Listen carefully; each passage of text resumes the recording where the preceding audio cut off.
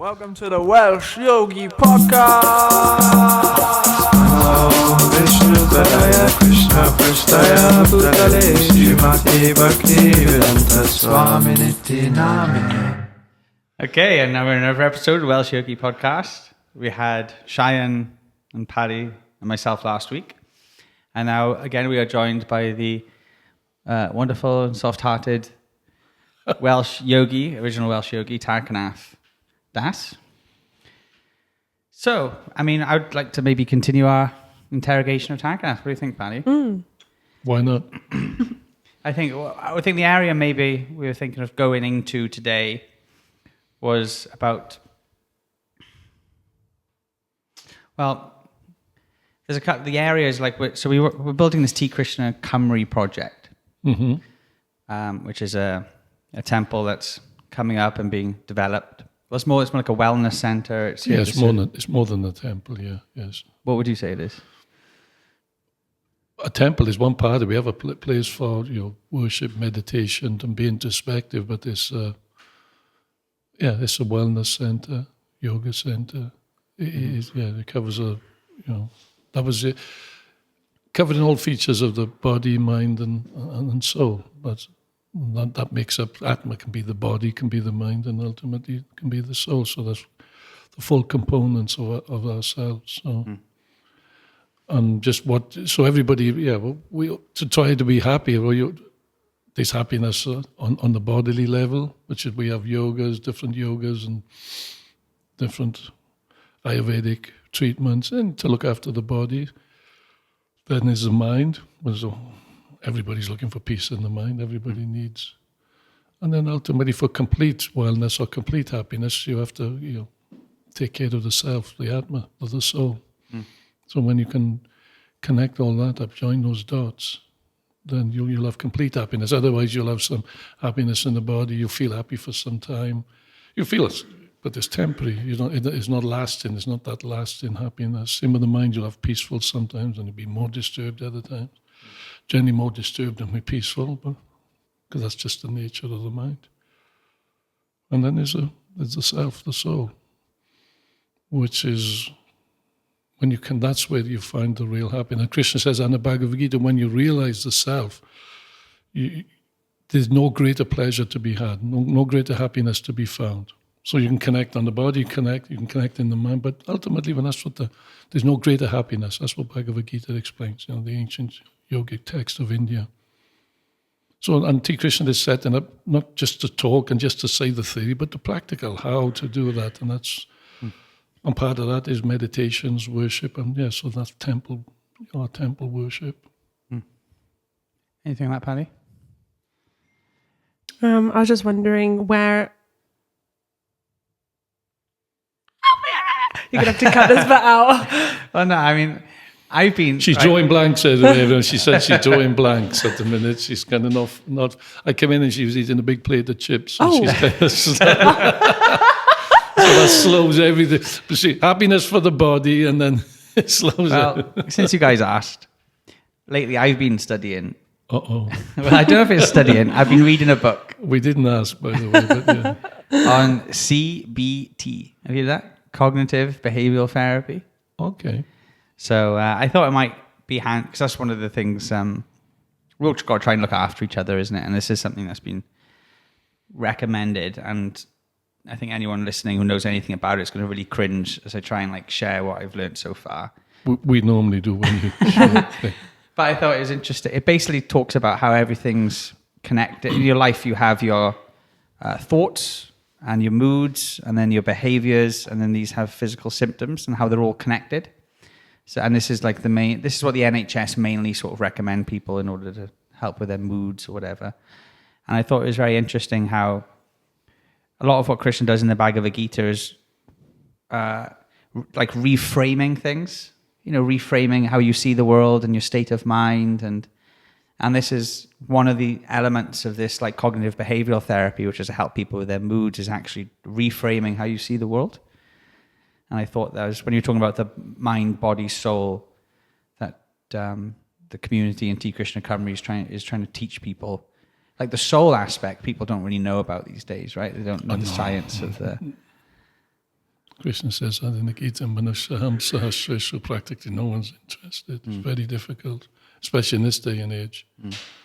So I was just appreciating how they pick, because in Bhagavad Gita, Krishna gives quite a deep psychological study as well, doesn't he? And he can really, it's like a complete picture.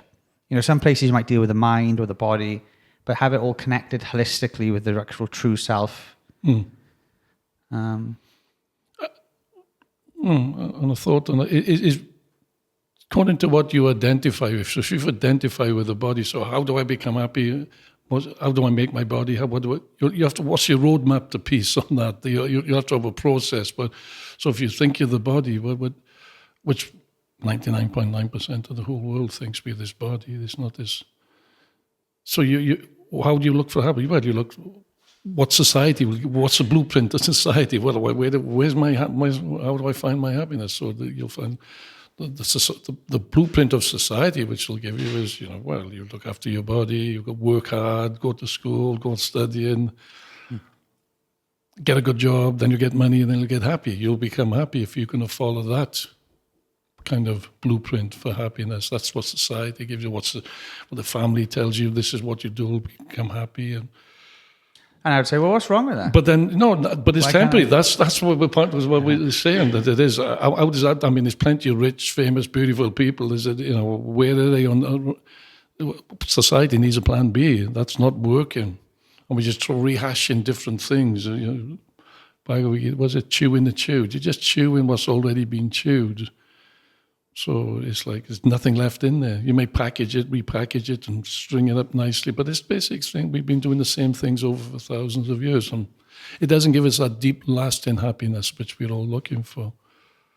And what does give us deep, lasting happiness? So, the next question is, okay, if I'm not the body, but the Bhagavad Gita says you're not the body, you're not going to find this. You're not even the mind. So you were looking for some, even in the mind, you were looking to some breath technique, some yoga to calm and steady the mind, and it helps. You get to find some temporary relief. But the ultimate, the blueprint or the roadmap to happiness is what Bhagavad Gita explains, is you connect to the soul, connect to who we are, because the body is temporary, the mind is temporary, but the soul is what we call eternal. Mm-hmm. But it lasts. So the body goes through different changes, the mind goes through different changes, but it's someone who's experiencing all those changes. So who's the real I? It's not the body, it's not the mind. Bhagavad Gita says so. So how do I, for the real self, what's the real roadmap for peace? That the Bhagavad Gita explains. You won't find any how to become happy with the body. You won't go and get rich, go and become a car mechanic, be a doctor, be this or be that, because the solution is spiritual. And that's what's different about T. Krishna, in the sense that we're given the lasting solution. You can get quick fixes for the body, and that's what people do, take intoxication, get a quick hit. We want something quick, fast food, fast cars, but because we want something quick because of the way we lead our lifestyles. I haven't got no time. I have no time for myself. Well, we have to make time for this. I'll make time for the real self, and this is what T. Krishna will show. It's lifestyle. It's not a quick fix. There is no quick fixes. That's what I'm saying. We've exhausted all the other avenues of society, and they're telling the governments, and they're telling us, and so why not try the Bhagavad Gita? That's the spiritual roadmap. So what then, because you're in a unique position, so I guess, teaching this philosophy, there's no quick fix. It's, it's something you have to practically try and imply and get to. So from someone who's been practicing it themselves for a long time, and also in the unique position of building a community and looking after others, especially when you started, do you remember what were your initial, what are the common difficulties that people might encounter first? Like if anyone's listening to this, they might believe everything you're saying. Yeah, Bhagavad Gita is the way forward. I'm a spiritual soul. What difficulties do you find people encounter? What, did you find any, what was your first learning experiences as you were guiding new people coming to Krishna consciousness? Say when you opened the center in Swansea and all of a sudden you find yourself in a role of a guru, a teacher, and people coming along and you had to help them in spiritual life. I was learning on the job. Any examples that come to mind? On the job. When we opened Swansea, it was cutting our teeth on opening a new center. It was just, raw, naive. We made lots of mistakes for sure, but it was all, our intention was good. Oh Lord, please don't let me be misunderstood. I'm just a soul whose intentions are good. Oh Lord, Okay, that wasn't a cue. please don't let me be misunderstood. If any agents are out there looking for a... Yeah. So yeah, your intentions are good, but there was... Yeah, I mean, first of all, the first thing, it was when I remember chanting, when I was on my own, I had no one, there was no infrastructure. Before we opened, I had nothing to bounce off. I don't know if you said this last time, but I was kind of questioning my sanity. As the first thing is you're chanting some names or mumbling some foreign names you've never heard of before. I mean, that's a big hurdle for people to come over, just to get over, just to start chanting, because it's a foreign, alien culture. that was a... Yeah, people see it. People who are in the West definitely see it as weird, right? Oh, it's definitely weird. I thought it was weird when first I went on a bus full of devotees. And you're walking around the place and people are just looking at you. I thought, okay, so I used to find that I'll go chant on my own, go walk off on my own, just go and be a little bit more discreet. I didn't care. I was like going to college and I was like, I don't care what people think. Hare Krishna, Hare Krishna. Bender was like, when we first came, he'd be in doty shit. He'd be walking, and and God rest his soul, he forgive me for saying this, but he looked ridiculous. He was trying to, and I said, oh, Bindu. But he didn't care. He was great. It was real. He was brave. He was fearless. Because we didn't know how to put a dhoti on properly or nothing. So he was like a ragamuffin. It was like, but he was really bold. He was like you kind of. I was a bit more reserved. What the people, I told it. I always tell that story when I was first went on a Harinam in Cardiff, and. And it was with Tribhuvannath. We went out. This must have been 88, 87, 88. And it was my first time in Cardiff. It's like your hometown. Although it's from Caerphilly, still people. And so there was a few. And it was raining. It was a dark, like it always is in Wales. It was just a typical day. It was raining, and we were chanting in a circle anyway. And I was trying to bash some kartals together.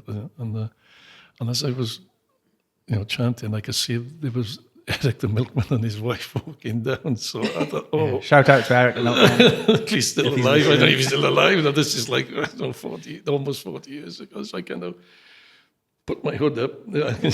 As they were coming close, you can see he's like, that's Terry, isn't it? And he's saying no. And I'm like this going down. And as they're coming around and I'm turning around. Yeah, he's saying no, it's not. I can see him. Well, I kind of avoid that. It was just... People call you Milkman Terry as well? Milkman? No, I've never known that before. I'm sure people on the street have said, I've been called many things. Haircut? Many, I don't know, many things. Right. When I first, I was rumor got back to me a few years later when I first come, I was going out on the streets on my own and everyone... I heard later, it was like they thought I was selling drugs on the street, stopping, using books as a rule to stop people because they couldn't figure, what's he doing? This is complete. More plausible. Yeah. Because he's not plausible to be to give him, spiritual books out on it. None of them even knew what a spiritual book means. Like no one, but that's what I was doing. Apparently, it was a little my old teachers thought I met kids on the street who go to my college, and I was say hello to my teacher, my lecturer, whatever, and then they'd go speak to him and. My lecturer would just tell all the kids that he eventually took so many drugs he just went mad. You'll meet so many naysayers. That's the thing. You're going to when you take the spiritual life, you're going to meet so many naysayers, and you're going to be a little. You have to have some courage, or conviction, be brave, and because that is a huge because you say what is the main obstacle for people, and that is a huge obstacle. Is what you get worried about what other people think of you. Yeah. It's a big thing, for sure. Going against you're going against the grain of society. What you're doing, you could be making. Because if you're a roadmap to pieces to make money, then you're wasting your time. You should be out making money. What's the soul got to do with anything? What's that got to do with you? Because people don't relate to it. That's their paradigm which they're looking through. That's their value structure that they're looking through. They say you're just wasting time. How many times do people say to us on the street? They say, "Get yourself a proper job. Don't bother. We can go work for a living." Do what normal people do, because people don't relate to it. They don't, because they're so caught up in the matrix, so absorbed in thinking with this body.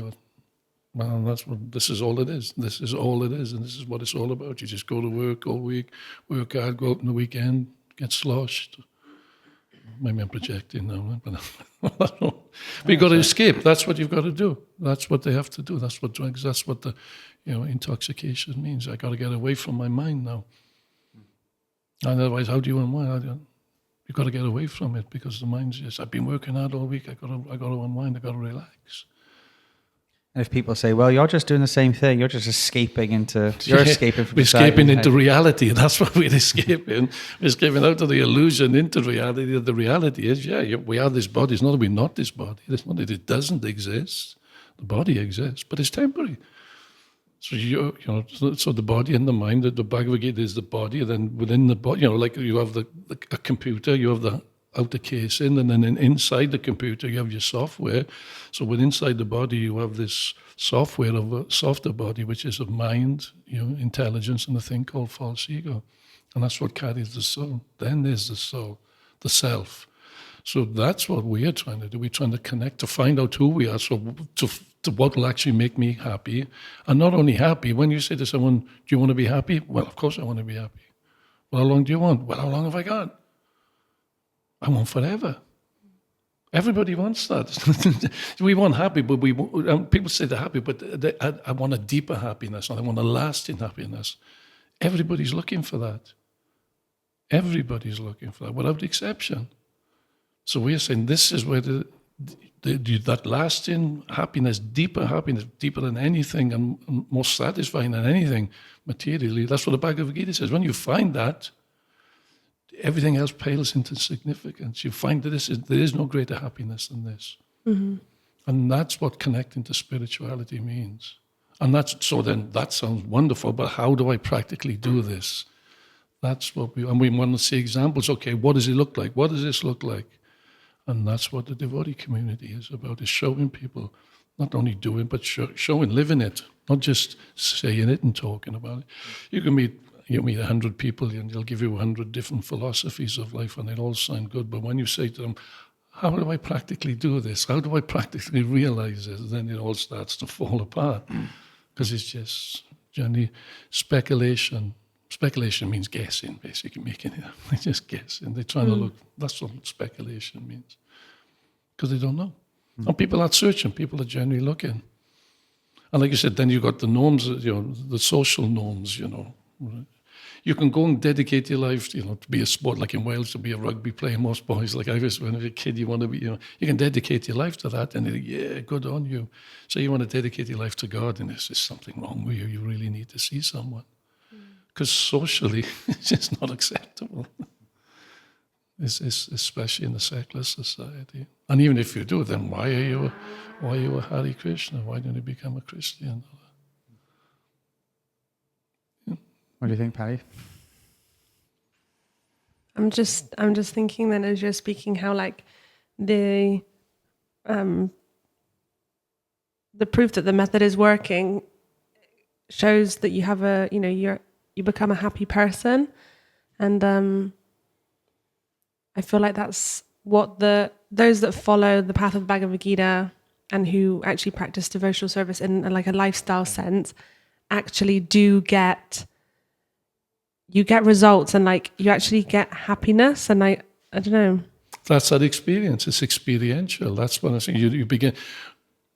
We may not be tasting the full happiness, the full self-realization, what Krishna is describing, but we're tasting something. Mm. That's what gives you then the impetus. Yeah, I kind of. It's like you invest in something. If someone says you invest in stocks and shares, or where's the Chudatma? What is it? Bitcoin is this thing. Yeah. He'll tell you all about how to invest. Yeah. If anyone wants any financial advice, then watch the Welsh Cake Man on. If anybody wants financial advice, don't go to a Chudatma. No, but the point is I'm making is that okay? If a Chudatma says okay, Bitcoin is the thing to go, and he does say that, doesn't he? Yeah. With a passion. Yeah. Please don't accept any financial. This is a disclaimer. Yes, no financial advice. Yeah. Unless it's donating to Krishna. Don't do this at home, kids. That's what they say. Yeah, but he said, well, I'm not going to invest everything I got. It sounds good. Let me invest a little something. So you'll invest a little, and then you'll see what comes back. So, you get a little something back. Okay, I got something back from that. Now I can invest a little bit more. And then, and get a little bit more, so you can invest. So spiritual life is like that. So Bhagavad Gita, it's saying you explain, okay, and Krishna in the 12th chapter gives so many different concessions of how to do that. Yeah, the highest realm is to be back with God, in a relationship with God. By God, we mean Krishna. But there's different steps to get there, how to invest. So when you're in like investment, you give a little time. I'll try this chanting. I'll try this devotional service. I'll try what the Bhagavad Gita says. Let me give a little bit of time. And then once you give a little bit of time, then then you'll experience something, because that feels good. Okay, I can chant a little more now. I can do a little more. Maybe I'll go to the T Krishna. Let's see what these guys are going to offer. Then let me try something. So the more that you do that, that's called Bhakti Yoga. Then the more you practice, the more you invest, the more you'll get back. So, and you don't, very few people just invest everything first, go kiss, you lose it all. So that's natural. That's natural. Doubt means intelligence. I'll just accept anything blindly. So you invest a little bit. And that's what we do at T Krishna and our Govinda's Calf and Queen Street. Yeah, we show you how to start, set you up. Just a little bit of time, see how it goes. What have you got to lose? What have you got to lose? An hour of your time, maybe. On the grand scale of things, there's nothing. You might say, it's not for me, I'm not getting nothing from it. But if you're intelligent, I'm not getting nothing from it. Why am I getting nothing from it? It's like a science. You can be shown how to do things properly, just like any other science. It's called the science of self-realization. Prabhupada, we have that book. It's the science of the soul, just like any other science. You can know, just like any experiment. If it's not turning out right, you go to the teacher. Well, what am I doing wrong? Then he'll go through. The first thing he'll do, he say, are you chanting? And if so, when are you chanting? This is the best time to chant, and when to chant, and how to chant. How to get the best, to maximize what you invest in. And that's what T. Krishna will be doing, is kind of showing people, setting people up on spiritual life. And then it's up to us as individual. Krishna won't kind of interfere with us. It's up to us how much we want to put in, is how much we want to put back. He says that in the Gita, right? Jayatamam prapadyante, as you surrender to me, I'll surrender to you. Krishna says, Brajamiyam, you worship me, I'll worship you. Worship means, Krishna says, he's taking attention. He's paying attention to us. He's looking after us. Yeah, because I guess what you want, like in Cardiff Bay, you have, like Paddy, you went there the other day, the Techniquest. Terrible. I didn't. It didn't impress me. I took Leela a few years. We went to. I was. She was bored and she was like crazy. Within 5 minutes, she was like, she wanted to go out and play. Yeah, you're struggling as well, Paddy, right? Anyway, so maybe it's not the best example, but I think you have Techniquest, where I imagine, at least when I was a kid, you'd go in and you have these different experiments you play around with, try, and so I think. It is good. I'm not coming on Techniquest. I did a terrible thing. But it was just But T. Krishna Kamri is almost like a spiritual Techniquest, where we offer all these different spiritual technologies and just come in and try these different things. Yeah. And try the experiments and see how it works. It's not one size fits all. Yoga is, it's not one, that's what, they have the yoga ladder. And so according to your psychophysical nature, it's what will suit. And that's where you need guidance. Well, what suits me best? What do you mean now? Spiritual life doesn't looks different according to different people? Or? Yeah, but according to your psychophysics and what you can do, you got to take guidance on what's best, how much to do. Like if you have a financial advisor, they'll tell you how much to invest and when to invest or whatever. So spiritual is like you can't just walk into there's something wrong. You can't just walk into a chemist and I want some of those pills, those red ones. What's the matrix? Is the red one or the blue one? But you can't just, you reckon it, but it could be dangerous what you're doing. If you could take in pills, unless you can go in with a prescription from a doctor, and which is specifically for you. So spiritual life is also like that. You have a specific, on what, how to practice. And how to practice, and how much to practice. Krishna talks about one of the phrases that's used in the Bhagavad Gita, isn't it? It's prescribed duty, prescribed, something is medical, It's not just like a prescription. So who's going to give the prescription? Just like the doctor, the physician. Guru. So you have, a guru is a physical, spiritual physician Guru means teacher. It's not a big, like we're turning into a big mystical, we all have gurus, isn't it? Lifestyle gurus, fitness gurus, this guru, that. Anyone who teaches, that's why in the Vedic literature, the mother's the guru. They're the first guru. So we have that expression. We take it in with our mother's milk. Where do we get our first instruction? Where do you think our knowledge starts? When we start to formulate all our ideas and our frame of reference by which we start, processing things. It comes from, our family. Those are the first teachers. It'd be cool to have but it is cool. Like if someone could, it's a cool thing to say, like I've got a guru. Yeah. So if you want a guru, come. Yeah. You'll be someone's guru. But as I right? say, you haven't made it until you've been unless you have a therapist, right? So you haven't made it. If you want your very own guru, come and see Krishna. If you want to be spiritually successful, you have to have a guru. You want to be the envy of all your friends and have a guru, then come to Krishna. Well, that's not the reason to have a guru. That is for spiritual. All your friends will be jealous. You got a guru? I'm a guru too. It's good as more than a social fad, and that's what it is. In India, you have the family guru, and it's just a family guru, but it's not spiritual. Mm-hmm. It's not. There's got to be spiritual content, yes. We do say that, but it is more than a fad. It's more than a fad. The genuine guru is going to give knowledge. Guru means one who's knowledge, who's heavy with knowledge. And he's supposed to get, that's what Krishna says in Bhagavad Gita, Tadvini Pranipatena. If you want to see the truth, you have to approach someone who's got the truth. You have to approach a guru, a spiritual teacher, because he can give you the truth because he's seen it. He's experienced it. They can't give what we haven't got. So that's what a genuine guru has knowledge. Because there's different levels of gurus, but... We've also got in the studio, part of our studio audience, we've got Bhakti Rupa. Bhakti Rupa, do you have anything you want to add to the discussion? He's a studio audience of one, by the way. Yeah. We're after quality. He's here making intro. He's got a microphone. I can't hear you. Can you hear this? Yeah. Now we can hear you, yeah. Yeah, I guess you put me on the spot now. Yeah. I was just expecting to be hidden away, but like I was as well. He came, just sit down and talk. I'll talk. Yeah. I got hijacked as well. Yeah. I guess it's just the question of like what kind of questions should you ask your guru? Like your teacher, your spiritual teacher. Like for instance, say you want to have a specific job. Is that something you're supposed to check spiritually, or? It could be, anything. Because is my job compatible? How do I make that compatible? Like there's certain jobs that probably the guru will say, well, like if you're in a slaughterhouse, in a butcher shop or something, maybe that's not so conducive to spirituality. How is it? Because if spiritual means, you develop in love and compassion.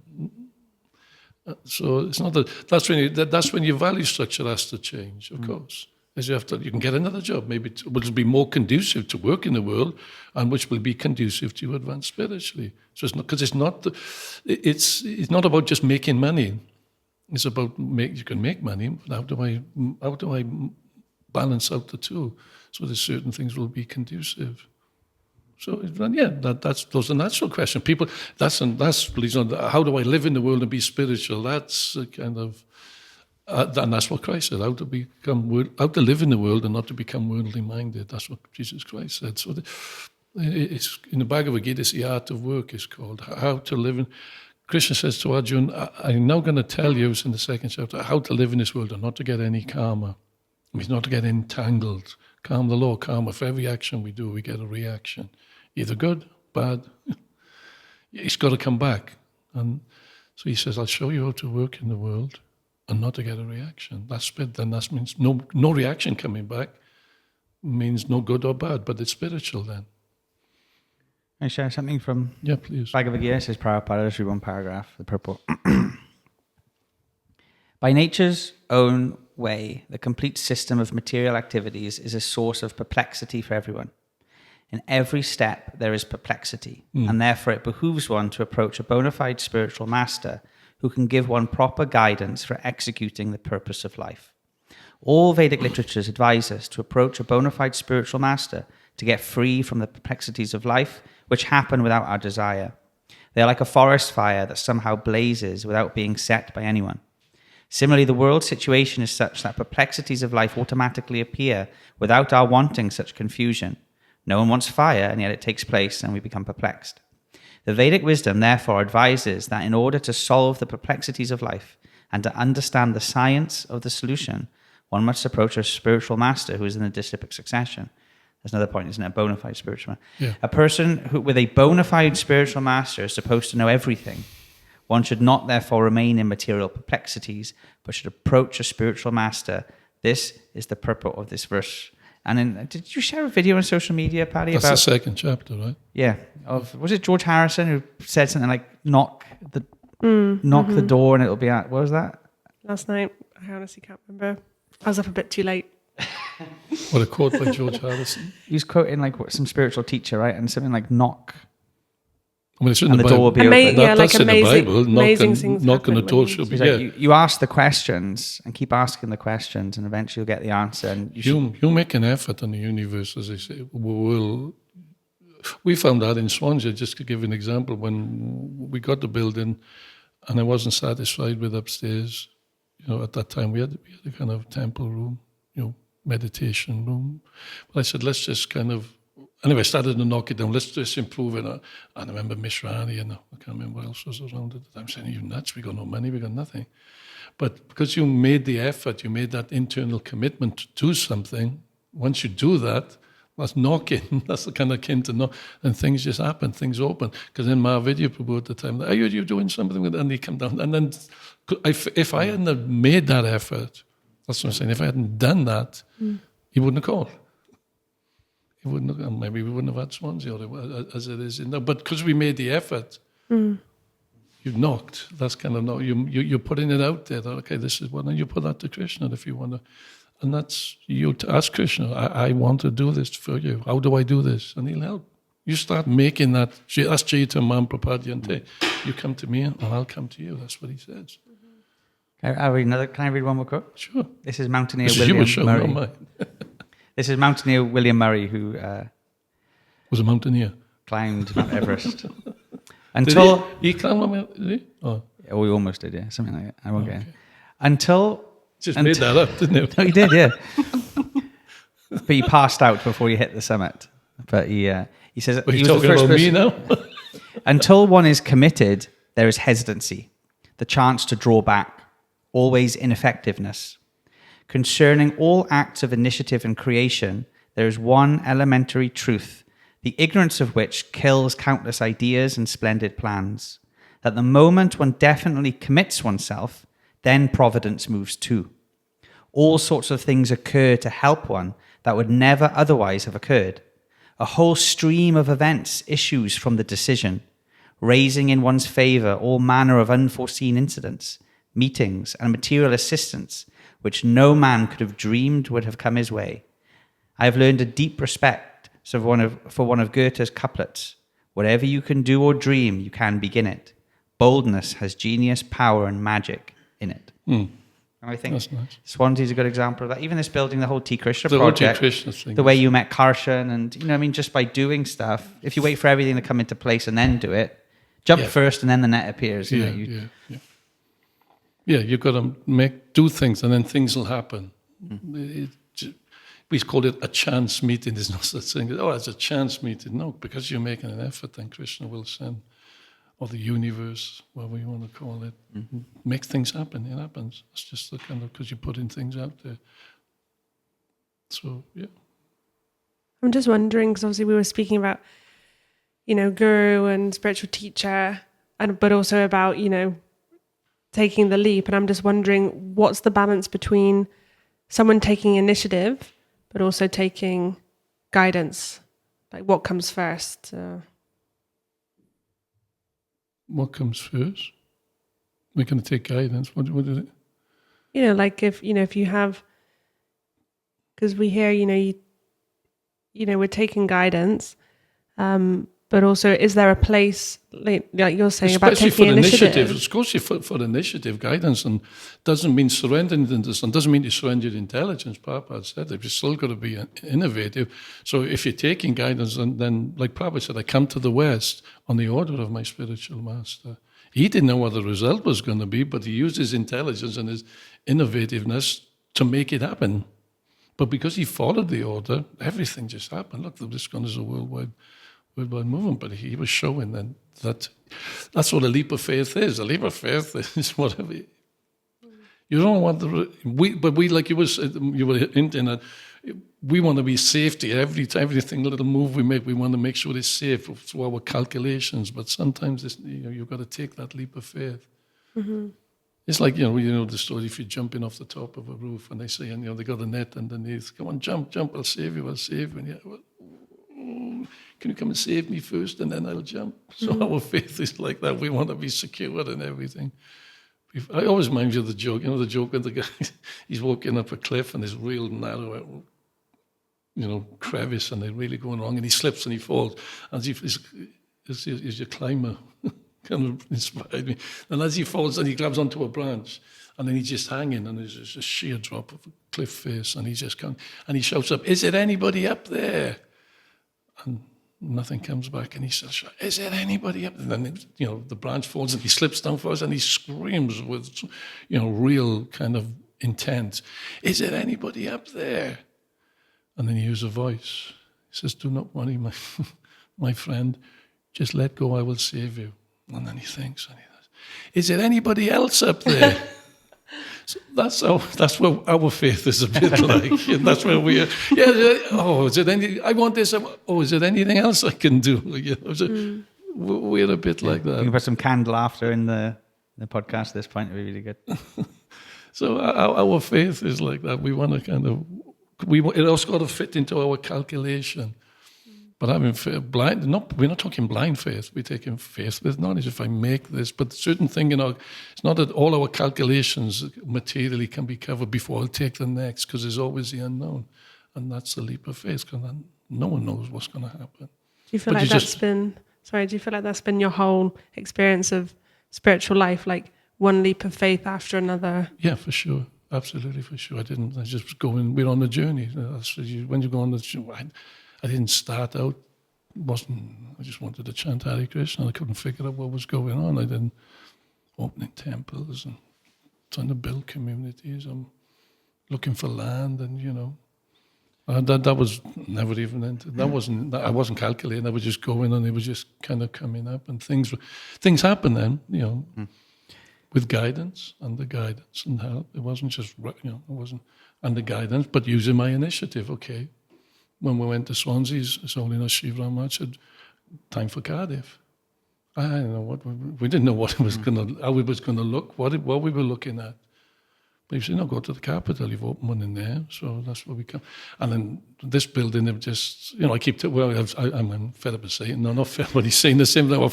When we first calculated for fundraising, it was me and Mantri. We went out and we calculated. I think it was with the Tarakanatha Prabhu as well. 160 grand, £160,000. That was what we thought we would need to renovate the building and start functioning. Now it's 5 million. We still the plans have grown as well. Everything is growing. Everything is. The whole building. It just morphed into this kind of beautiful place we got now, we're still on the journey.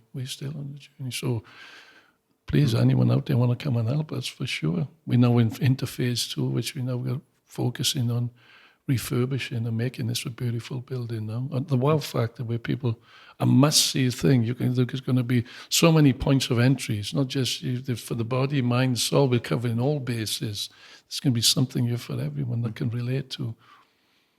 As much as you can digest. That's the same. That's called the yoga ladder in Bhagavad Gita. Where do I fit into this yogic lifestyle, this spiritual lifestyle? There's a place for everyone, but as I'm saying, we just, according to your psychophysical nature, how much we can handle, and that's what guidance means.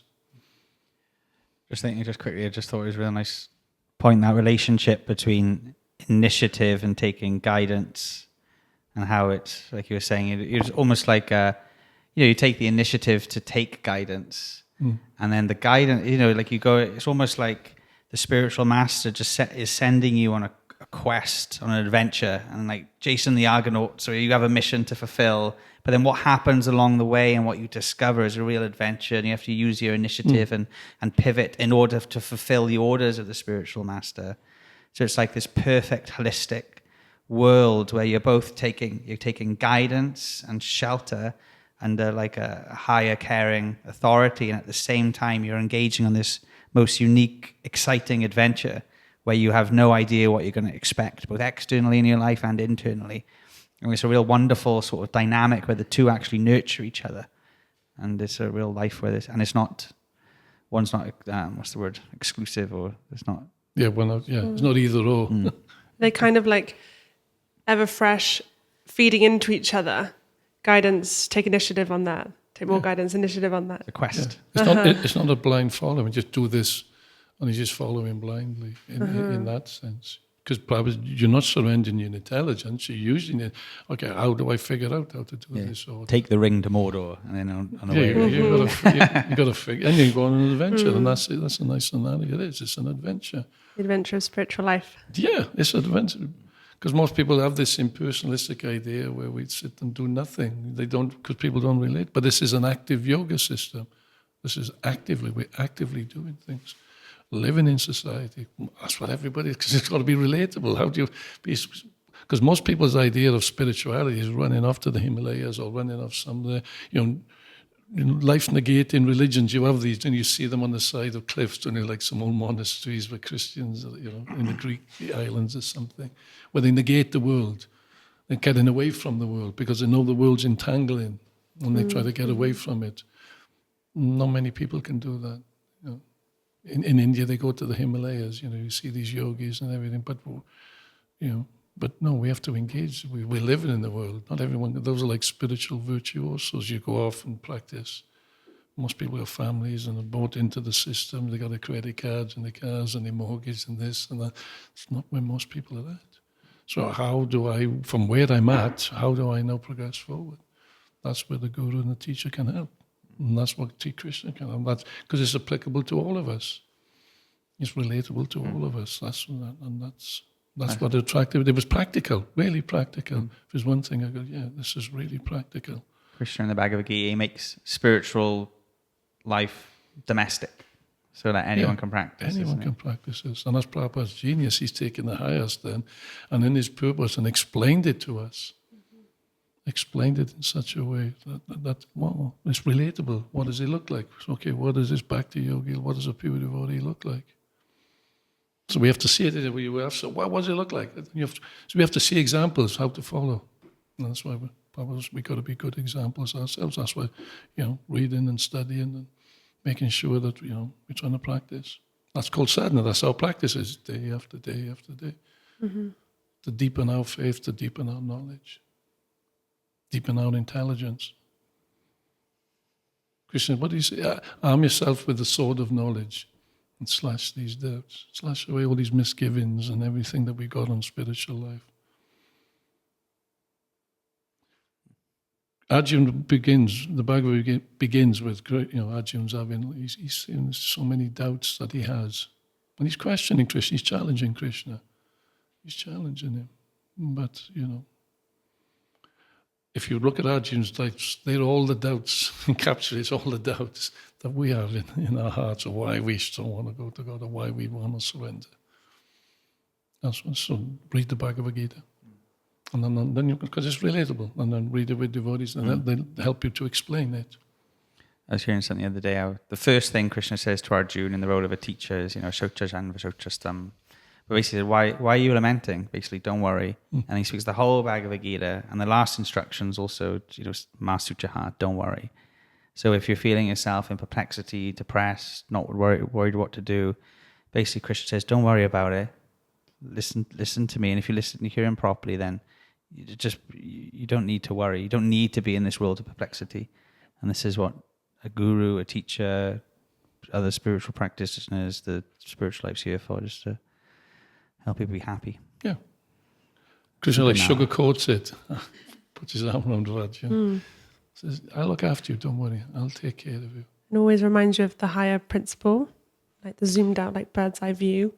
It's like all your problems actually just feel so diminished when you have taken that shelter.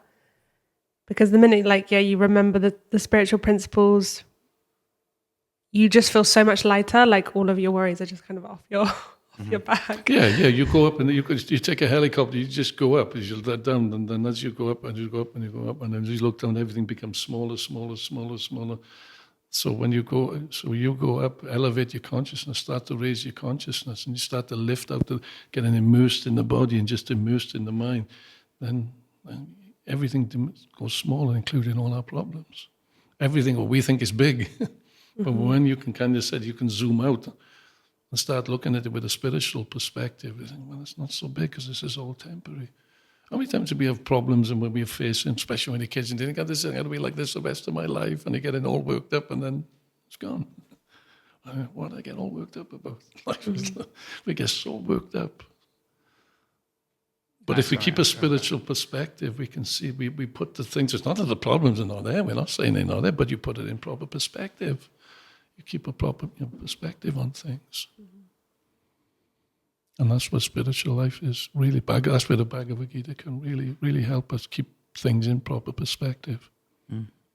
So if anyone at home wants a copy of the Bhagavad Gita, write into the Welsh Yogi podcast or approach one of our devotees on the streets of Cardiff. Come into Govinda's, come into Bayview at the minute. We're talking about T. Krishna. At the minute, we're still we're going to the very exciting stage of developing the rooms and doing the architecture of the beautiful place. So please come along on this journey with us. So currently we're temporarily in Bayview House, which I'm sure... please get in touch. Our address is online. And then we're doing programs there also. So come for a Sunday program at 3:00. Come for a Friday night kirtan at 6:30 p.m. And let us help you in spiritual life. Sunday program at 3. And then in Govinda's, we have every Wednesday, we do currently a sort of more of a teaching philosophical urban meditation program. And we're also going to start doing more stuff there soon. So watch this space.